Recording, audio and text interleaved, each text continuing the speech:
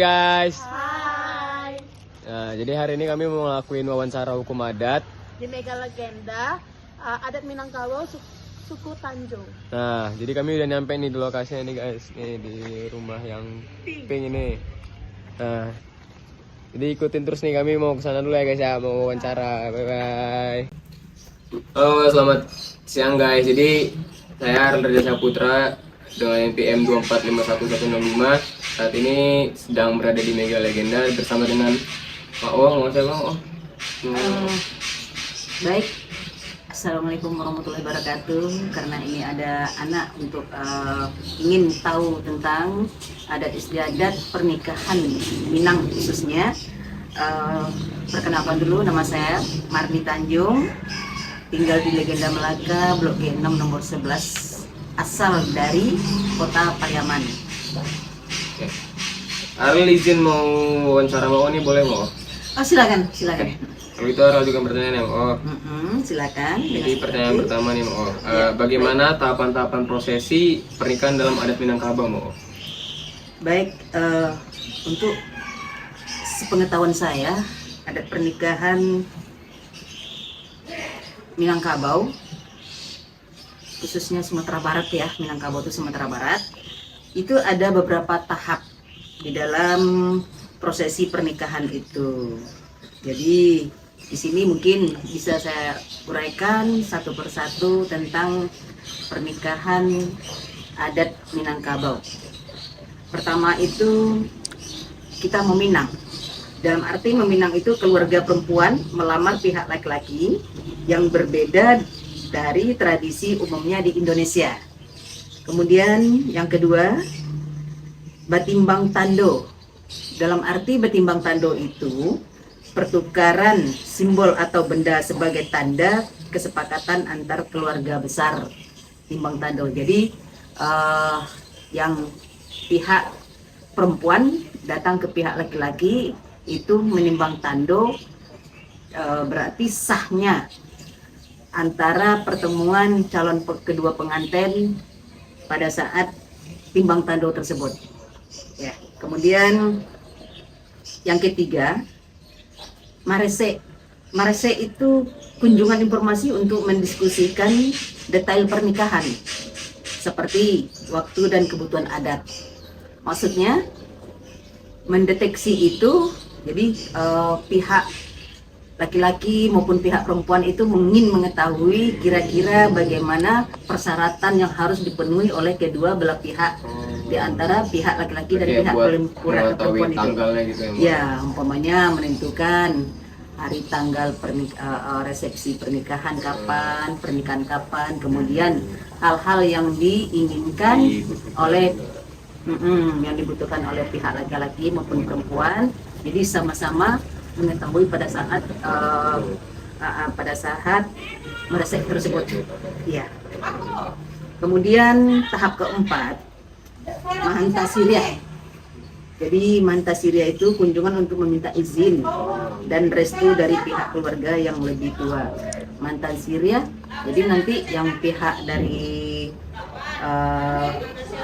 perempuan mantakan sirih kepada pihak laki-laki. Jadi nanti itu diiringi bersama-sama dari keluarga datang kepada pihak yang perempuan. Nah, jadi begitu. Kemudian baralek gadang. Ya, yang kelima itu baralek gadang. Pesta besar sebagai puncak acara pernikahan melibatkan berbagai tradisi adat. Berarti kayak akad nikah. Berarti akad nikah itu resepsi. Jadi itu sudah tertentu akad nikahnya kapan, di mana, di kantor KUA atau di rumah. Kemudian jam berapa dari kedua belah pihak keluarga itu sudah saling mengisi acara tersebut. Kemudian setelah adat pernikahan itu mungkin resepsi akan terlaksana. Jadi kalau biasanya dari adat Minang itu nikah, kemudian resepsi langsung. Langsung resepsi. Jadi acara pesta besarnya. Yang kemudian ada lagi menjalang. Jadi kalau menjalang itu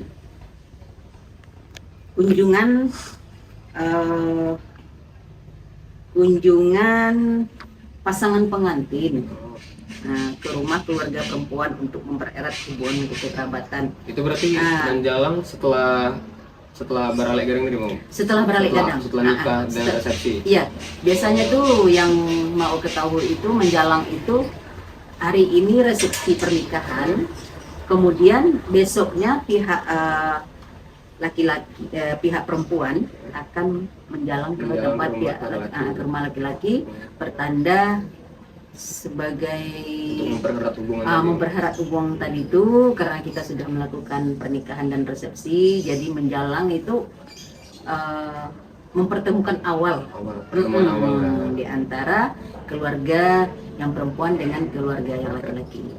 Ya, mungkin demikian untuk yang pertanyaan pertama pertama tadi mau ya. Oke. Ya. Kalau itu Arul ada pertanyaan lagi nih mau. Jadi kita Arul lanjut nih ke pertanyaan kedua mau. Iya. Nah, apa makna filosofis dari setiap tahapan prosesi pernikahan adat Minangkabau nih mau? Makna filosofis ya. Makna filosofis ya dari tahapan-tahapan yang tadi. Untuk makna filosofis di dalam pernikahan adat Minangkabau itu juga ada terbagi 5. Oh, ada 5 mau ya. Ada 5 juga. Yang pertama itu meminang. Jadi menghormati keluarga perempuan sebagai pemegang peran utama di dalam sistem matrilineal dan menunjukkan pentingnya musyawarah antar keluarga. Maksudnya pertemuan, karena ini sudah berencana nih kedua keluarga di antara perempuan dengan laki-laki. Jadi untuk menentukan kepastian kepada pihak laki-laki, pihak perempuan akan meminang kepada pihak laki-laki dengan kehadiran bersama-sama ke rumah laki-laki. Jadi di situ akan dibuat perhitungan-perhitungan tentang peminangan tersebut. Jadi dalam meminang itu juga ditentukan, dipastikan kira-kira bagaimana tentang laki-laki, apakah itu dia sudah siap di antara kedua itu. Jadi kedua orang tuanya akan menanya kedua anaknya. Ya mereka udah siap untuk menikah. Iya betul. Jadi udah siap kira-kira, ditanya yang perempuan sudah siap, ditanya yang laki-laki sudah siap. Jadi di situ tuh nanti akan ada resepsi sorong tando itu istilahnya itu. Jadi tukar cincin. Tukar cincin sorong tando. Jadi kedua belah pihak itu akan membawa sepasang cincin. Nanti yang perempuan kalau memang sudah sudah siap, nanti yang laki-laki akan memasangkan ke jari. Begitu juga sebaliknya berarti. Begitu juga sebaliknya.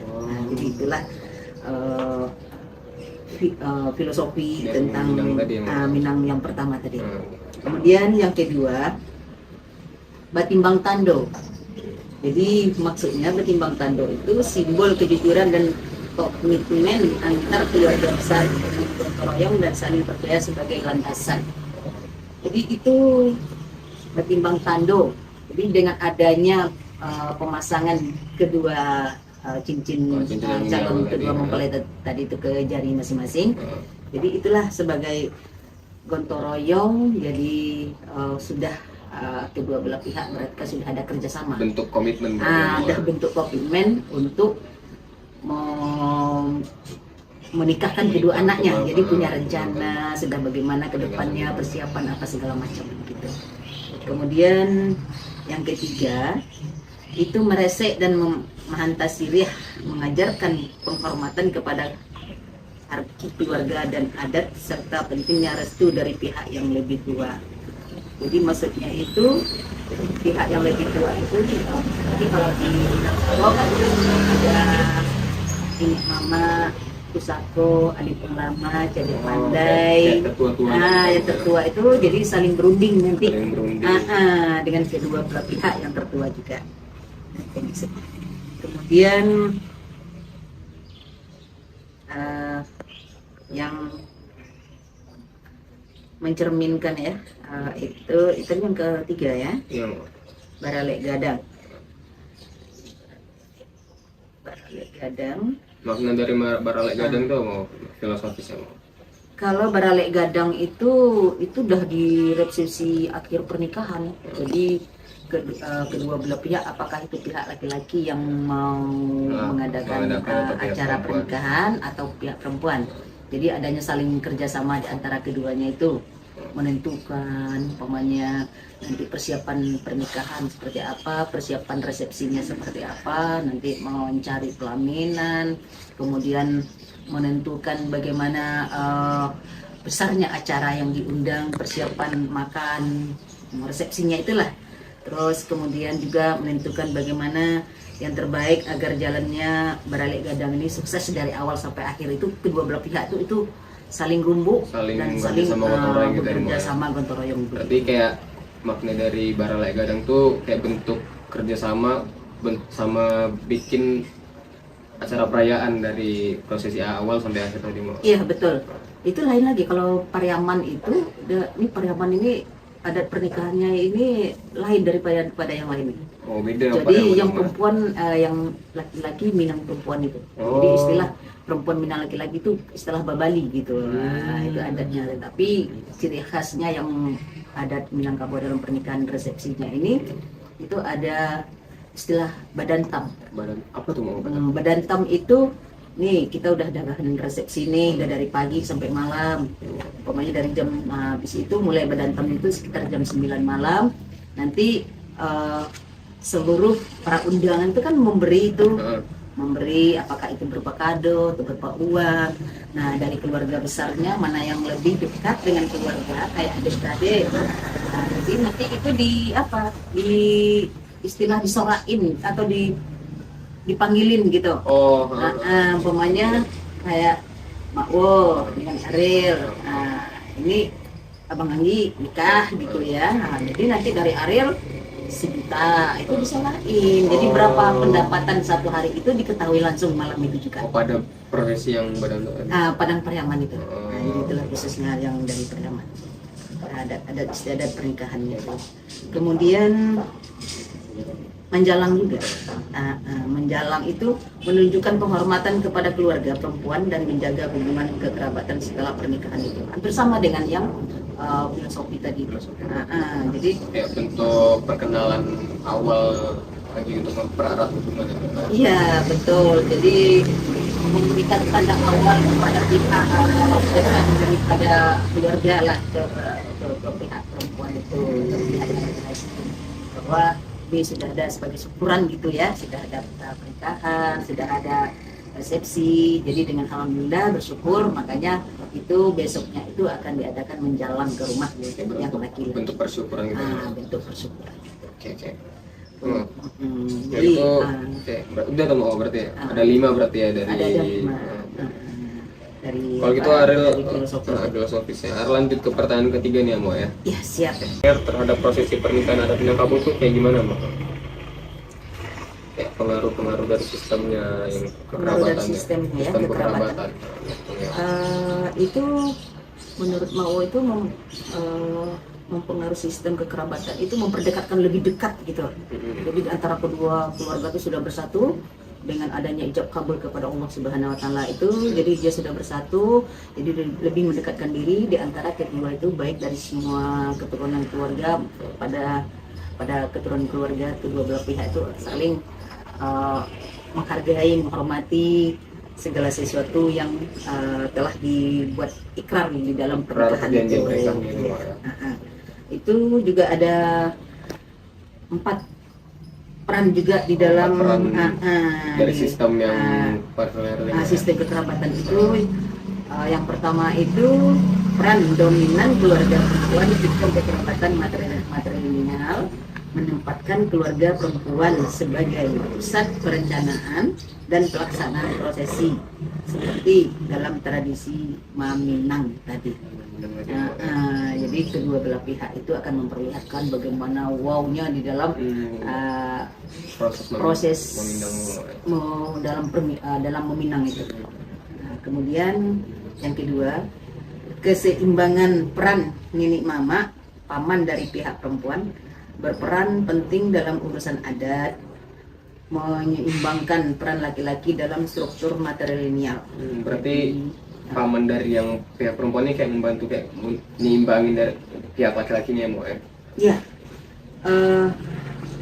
Dalam arti paman dari pihak perempuan itu dia akan apa ya, mendekatkan, mengimbangkan Mendekatkan bagaimana dari pihak laki-laki ini supaya lebih tahu dengan ini perempuan. kepada pihak perempuan. Ini pamannya, ini keluarga terdekat, Berarti ini kayak saudara. dalam proses ini yang mendekatkan diri dari pihak perempuan itu si paman ini memang Si paman, iya, itu kan dinamakan adat Basandi Sarak, Sarak Bersandi Kitabullah. Jadi itu berdasarkan itulah segala sesuatu pernikahan dalam resepsinya pernikahan itu ditentukan dari adat istiadat. Kemudian yang ketiga, satu dengan kekerabatan setelah pernikahan, laki-laki tinggal di dekat keluarga perempuan. Ini berdasarkan penghormatan terhadap garis keturunan ibu. Maksudnya gimana Bang? Ya maksudnya itu mencerminkan ya dari pihak keluarga ibu itu. Jadi kalau di Minang itu pihak laki-laki setelah ada pernikahan itu dia tinggal di tempat perempuan. Si perempuan. Berarti si laki-laki ini masuk ke rumah perempuan. Dia Ke rumah tinggal perempuan.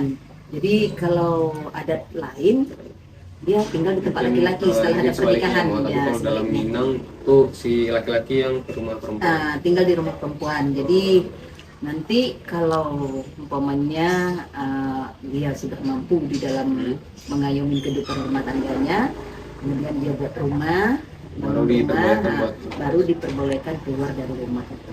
Jadi dalam arti pihak laki-laki memang harus tinggal di rumah perempuan. Tinggal di rumah perempuan dulu untuk dari awal pernikahan sampai nanti dia udah siap untuk mempunyai rumah sendiri, baru dia diperbolehkan buat keluar dari rumah perempuan. Iya, itu udah hak dan tanggung jawab laki-laki sebagai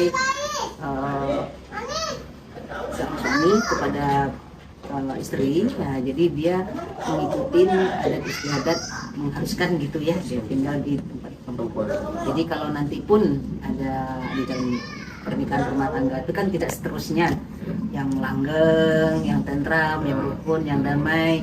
Nah, kalau seandainya umpamanya ada terjadi musibah, ya kita tidak tahu lah ya, Allah yang punya kuasa, umpamanya meninggal si laki-laki. Meninggal si laki-laki, tapi harta dan anak tetap pada pihak keluarga perempuan. Gitu. Kemudian yang keempat ada lagi tanggung jawab kolektif prosesi seperti baralek gadang, menunjukkan bahwa pernikahan adalah tanggung jawab bersama keluarga besar perempuan. Jadi segala sesuatu keputusan yang telah diputuskan bersama-sama pada waktu tunangan atau tukar cincin itu, untuk baralek gadang itu tuh prosesinya betul-betul luar biasa, persiapannya jauh sebelumnya. Pokoknya 3 bulan akan pesta, nanti sudah direncanakan harus begini, persiapan harus matang gitu kan. Jadi kedua belah pihak itu, ini mama, pusaka, wali ulama, kakak keluarga itu harus saling berkomunikasi, saling menentukan, saling memilih apa kira-kira yang terbaik untuk baralek gadang yang kita persiapkan itu. Jadi demikianlah resepsi pernikahan adat Minang yang dipertanyakan, yang sudah dipertanyakan. Ya itu beberapa pertanyaan dari rumah udah selesai mau. Iya. Jadi makasih sebelumnya buat udah mau kami wawancara mau. Iya, juga terima kasih juga.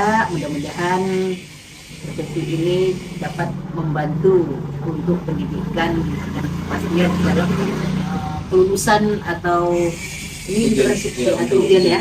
Sebagai ujian, mudah-mudahan ini sukses dan tetap pada penilaian untuk lebih baik di dalam ujian tersebut. Semoga nilai terbaik lah, mudah-mudahan gitu ya. Amin ya Dewa. Oke. Assalamualaikum warahmatullahi wabarakatuh.